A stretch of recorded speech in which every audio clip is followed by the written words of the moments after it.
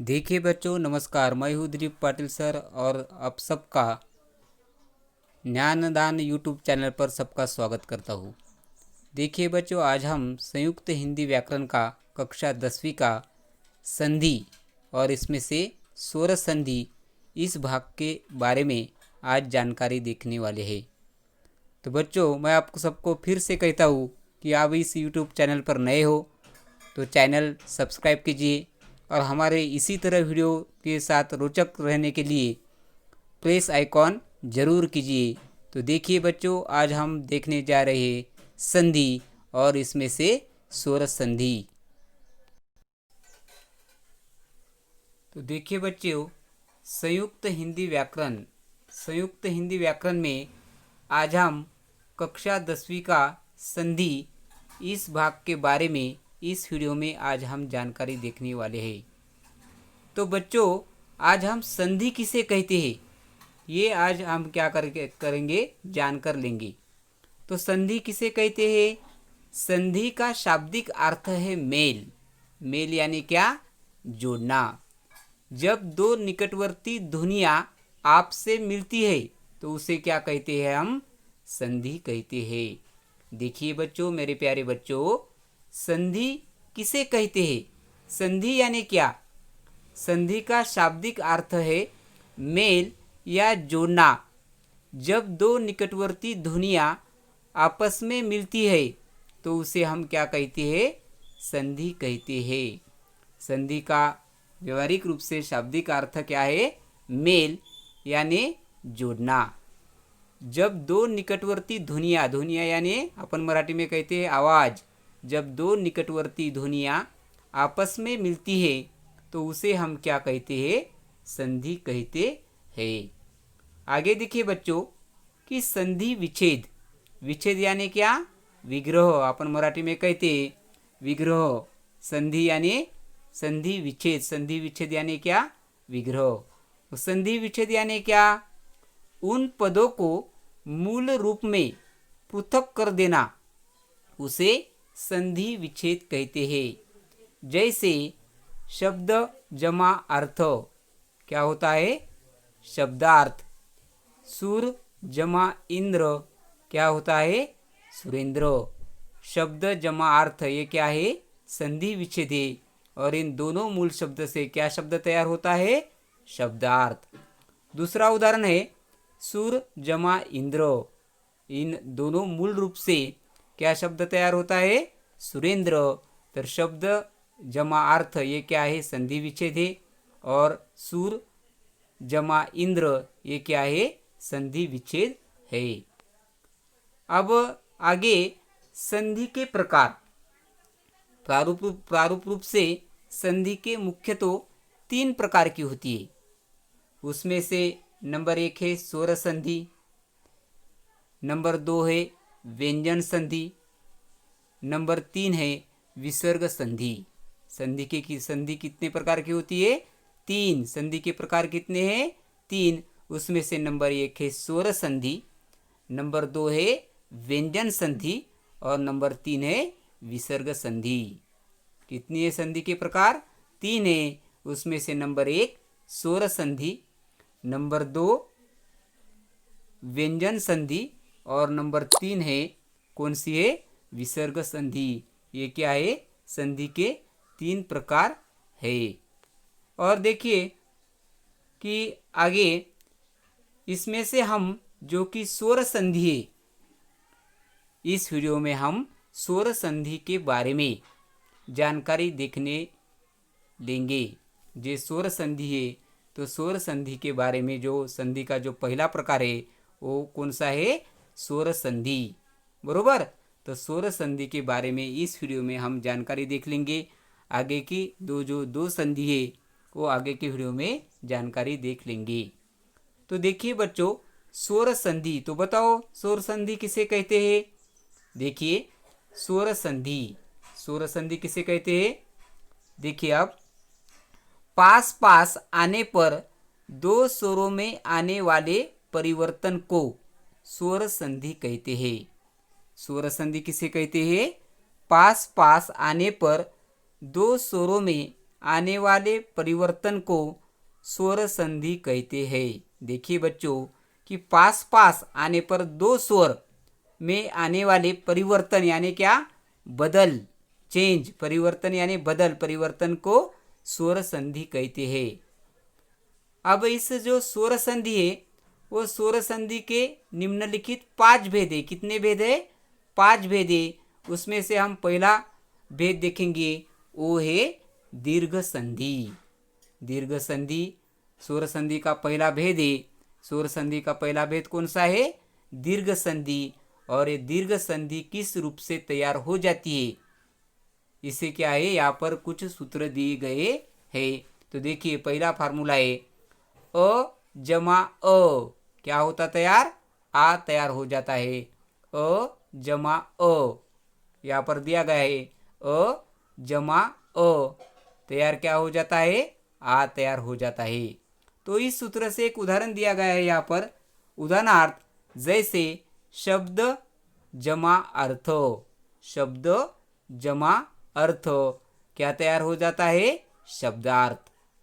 अब देखिए शब्द, जब आप शब्द, जो शब्दार्थ का जो मूल रूप है कौन सा है? शब्द। और दूसरा रूप कौन सा है? मूल रूप अर्थ, बरोबर।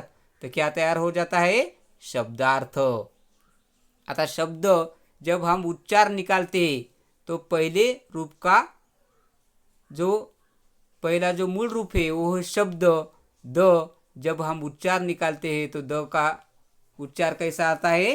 अ आता है। और दूसरा जो मूल रूप है वो है अर्थ। अर्थ का जो अ यानी शब्द क्या तैयार होता है? शब्दार्थ। अब यहाँ पर दूसरा सूत्र है अ जमा आ, क्या तैयार होता है? आ तैयार होता है। अ जमा आ क्या तैयार होता है? आ तैयार होता है। जैसे हिम प्लस आलय, क्या तैयार होता है? हिमालय। हिम प्लस आलय क्या तैयार होता है? हिमालय।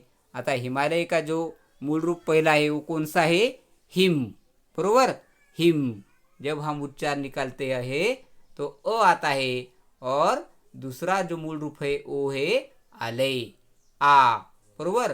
तो मैंने आपको बताया कि अ जमा आ क्या तैयार होता है? आ तैयार होता है। इसी तरह हिम जमा आलय क्या तैयार होता है? हिमालय। अब यहाँ पर तीसरा सूत्र है ई प्लस ई, क्या तैयार होता है? ई। ई जमा ई क्या तैयार होता है? ई, यानी दीर्घ ई। जैसे रवि प्लस इंद्र, क्या तैयार होता है? रविंद्र। जो मूल रूप है वो पहला मूल रूप कौन सा है रविंद्र का? रवि। और दूसरा मूल रूप कौन सा है? इंद्र। रवि, रवि बोले तो वी ई, और इंद्र ई, तो क्या तैयार होता है? इधर दीर्घ ई तैयार हो जाता है, इधर रविंद्र, ऐसा शब्द तैयार हो जाता है। अब आगे देखिए दूसरा सूत्र ई जमा ई क्या तैयार होता है? ई, बरोबर। तो इस तरह उदाहरण देखिए अभी यहाँ पर कपि प्लस ईश क्या तैयार होता है? कपीश। कपि जमा ईश क्या तैयार होता है? कपीश। कपीश का जो मूल रूप है वह है कपि, और दूसरा मूल रूप कौन सा है? ईश। इसी तरह शब्द तैयार हो जाता है कपीश। कपि तो कपि का ई, पी का ई, और दूसरा मूल रूप ईश, ईश का ईश, ई, तो इन दोनों मूल रूप से तैयार हो जाता है कपीश। देखिए इस तरह हमने क्या किया है कि जो दीर्घ संधि कैसे तैयार हो जाती है इसके कुछ उदाहरणों के साथ, कुछ सूत्रों के साथ यहाँ पर हम आपको दिखाया है। तो इस तरह सभी संधि का मैं जो आपको संधि आगे की जो संधि की स्वर संधि के जो 5 भेद बताने जा रहा हूँ, इसके क्या करिए अभी वीडियो पॉज करके सब तरह क्या करें एक एक बार लिख अपने काफी में लिख लीजिए। तो देखिए अपने अगले संधि के जो स्वर संधि का जो अगला भेद है वो आगे हम देखने जा रहे हैं। तो देखिए दूसरा भेद है गुण संधि, बरोबर। गुण संधि, तो गुण संधि किसे कहते हैं ये आज हम देखेंगे। देखिए बच्चों, गुण संधि, गुण संधि, तो यहाँ पर पहला सूत्र दिया गया है अ प्लस ई, अ जमा ई क्या तैयार होता है, ए तैयार होता है। जैसे सूर जमा इंद्र क्या तैयार होता है, सुरेंद्र। देखिए बच्चों, यहाँ पर सूत्र क्या है अपना, अ जमा ई बराबर ए तैयार हो जाता है। जैसे सूर जमा इंद्र बराबर सुरेंद्र। देखिए, जो सुरेंद्र का जो पहला मूल रूप है वह है सूर, और दूसरा मूल रूप कौन सा है, इंद्र, बरोबर। तो अपना सूर में अ आता है और इंद्र का ई, बरोबर। तो क्या तैयार होता है, सुरेंद्र। अब दूसरा सूत्र यहाँ पर दिया गया है वह है अ जमा ई क्या तैयार होता है, ए, बरोबर। अब देखिए यहाँ पर जैसे गण जमा ईश, गण जमा ईश क्या तैयार होता है, गणेश। गणेश का मूल रूप पहला कौन सा है, गण, बरोबर, जमा ईश, बरोबर, क्या तैयार होता है, गणेश। अब यहाँ पर तीसरा सूत्र दिया गया है आ जमा ऊ क्या तैयार हो जाता है, ओ। इसी तरह इस सूत्रों के साथ जैसे महा जमा उत्सव, महा जमा उत्सव क्या तैयार हो जाता है, महोत्सव। महोत्सव का मूल रूप कौन सा है, पहला महा। जब महा हम उच्चार निकलते हैं तो आ आता है, और उत्सव का उ, ये दोनों स्वरों के साथ तैयार हो जाता है ओ, बरोबर। तो इस दोनों शब्द मिलकर क्या तैयार हो जाता है, महोत्सव। इसी महोत्सव त्यानंतर देन आ जमा रू बराबर तैयार होता है अर, और इस दोनों स्वर के साथ सूत्रों के साथ उदाहरण तैयार हो जाता है महा प्लस ऋषि क्या तैयार हो जाता है, महर्षि। इसी तरह ये क्या होता है। अब आगे की संधि है वृद्धि संधि। तो देखिए बच्चों, वृद्धि संधि किसे कहते हैं, यहाँ पर सूत्र है आ प्लस ए, क्या सूत्र है, आ प्लस ए क्या तैयार हो जाता है, ए। जैसे सदा प्लस एव, सदा जमा एव क्या तैयार हो जाता है, सदैव। देखते यहाँ पर सूत्र डालकर सदा, दा जब हम उच्चार निकालते हैं तो आ आता है, आ जमा ए क्या तैयार हो जाता है, ए तैयार हो जाता है। तो इसी तरह बनता है सदा जमा एव सदैव। अब दूसरा सूत्र है अ जमा आ क्या तैयार हो जाता है, औ, अ जमा आ क्या तैयार हो जाता है, औ। जैसे वन जमा औषधि, यहाँ पर उदाहरण दिया गया है वन जमा औषधि क्या तैयार हो जाता है, वनो औषधि। वन औषधि का जो पहला रूप है वो है वन, बरोबर, और दूसरा मूल रूप है औषधि। तो जब हम वन उच्चार निकालते हैं तो वन, वन न, और औषधि, औषधि का आ, बरोबर, तो क्या तैयार हो जाता है, वनो औषधि। अब तीसरा सूत्र दिया गया है अ जमा ए क्या तैयार हो जाता है, ए। यहाँ पर उदाहरण दिया गया है लोक जमा एशना, लोकेशना। चौथा सूत्र है यहाँ पर आ जमा ओ क्या तैयार हो जाता है, औ। जैसे महा जमा ओज, महोज। इसी तरह क्या तैयार हो जाती है, अपनी वृद्धि संधि यहाँ पर तैयार हो जाती है, और इसको कहते हैं हम वृद्धि संधि। आगे देखिए बच्चों, आगे अपना स्वर संधि का भेद है वह है यन संधि। तो यन संधि में कौन से सूत्र है, यहाँ पर देखिए यन संधि। यन संधि किसे कहते, तो यन संधि यहाँ पर पहला सूत्र दिया गया है उ जमा अ, क्या सूत्र दिया गया है? उ जमा अ, क्या तैयार हो जाता है? व, जैसे सुद सु जमा अच्छ, क्या तैयार हो जाता है? स्वच्छ। दूसरा सूत्र यहाँ पर दिया गया है ई जमा अ, ई जमा अ, क्या तैयार हो जाता है? य, जैसे यदि जमा अपि, कौन सा शब्द तैयार हो जाएगा? यद्यपि। तीसरा सूत्र यहाँ पर दिया गया है ई जमा आ, क्या तैयार हो जाता है? या, जैसे नदी जमा आगम, नद्यागम। चौथा सूत्र यहाँ पर दिया गया है उ जमा आ, क्या तैयार हो जाता है? वा, जैसे सु जमा आगत, क्या तैयार हो जाता है? स्वागत। तो इसे हम क्या कहते हैं? यन संधि, किसे यन संधि कहते हैं। तो आगे देखिए अपना पांचवा भेद, वो है आयादी संधि। कौन सा भेद है? आयादी संधि। तो आयादी संधि किसे कहते हैं? देखिए यहाँ पर कुछ सूत्र है।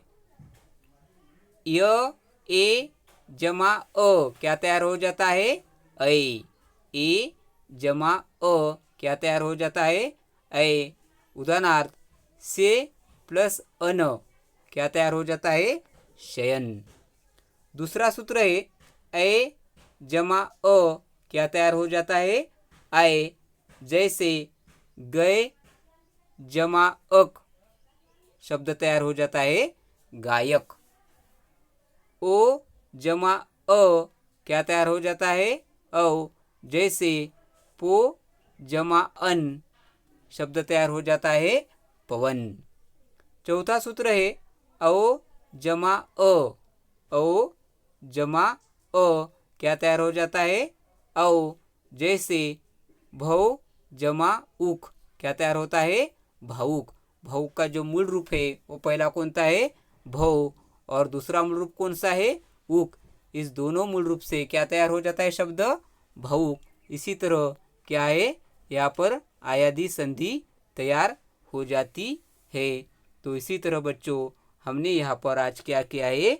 जो स्वर संधि है वो स्वर संधि के 5 भेद यहाँ पर हम तैयार किए गए हैं। वो पहला भेद है दीर्घ संधि, दूसरा है गुण संधि, तीसरा है वृद्धि संधि, चौथा है यन संधि और पांचवा है आयादी संधि। तो आगे के वीडियो में आज हम देखने जा रहे वो व्यंजन संधि और विसर्ग संधि, वो हम आगे के वीडियो में देखेंगे। तो ठीक है बच्चों, यहाँ पर हम रुकते हैं। मैं फिर से कहता हूँ कि यह वीडियो आपको अच्छी लगी तो अपने मित्रों के साथ ज़रूर शेयर कीजिए और बेल सब्सक्राइब कीजिए। हमारे वीडियो के साथ बने रहने के लिए बेल प्रेस आइकॉन कीजिए। तो ठीक है, यहाँ पर हम रुकते हैं।